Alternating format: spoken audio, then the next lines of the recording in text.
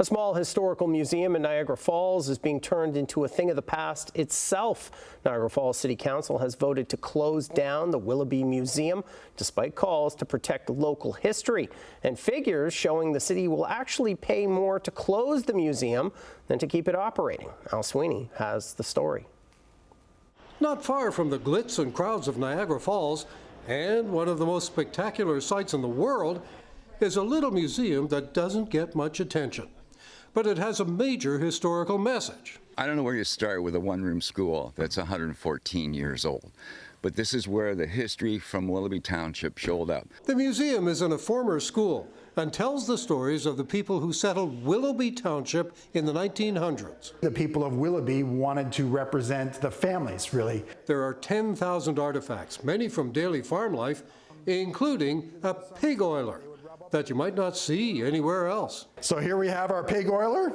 Again, keeping pigs from getting overheated in the summertime. They would rub up against it and get some oil on themselves and therefore not get overheated. But Niagara City Council has voted almost unanimously to shut down the museum, saying it only has an average of 440 visitors a year during the summer. Just having some stuff sitting in a room that no one sees and no one goes to isn't telling that story. So I think this is a better way to keep that history going. The plan is to take artifacts from this museum and distribute them among other museums and locations in Niagara Falls.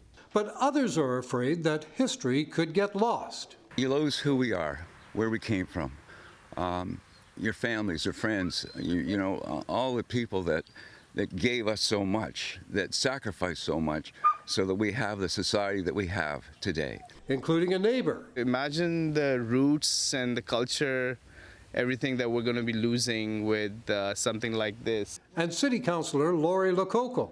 Once you lose the history, you don't have an opportunity to look back to see what was and what other people did, because it seems to be cheaper to keep it going. Lococo was the only councillor who voted to save the museum, concerned that the city's figures show it would be cheaper to keep the museum open than to spend more than $300,000 to close it and handle the artifacts. The museum costs around $11,000 per year to run when you look at $317,000. The lease for the schoolhouse location ends in 2027, and the city says it'll have to spend money on documenting the collection anyway. The annual cost might be a little cheaper, but that's just kicking the can down the road. And the city says the museum's time is up.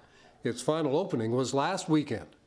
Al Sweeney, CHCH News, Niagara Falls.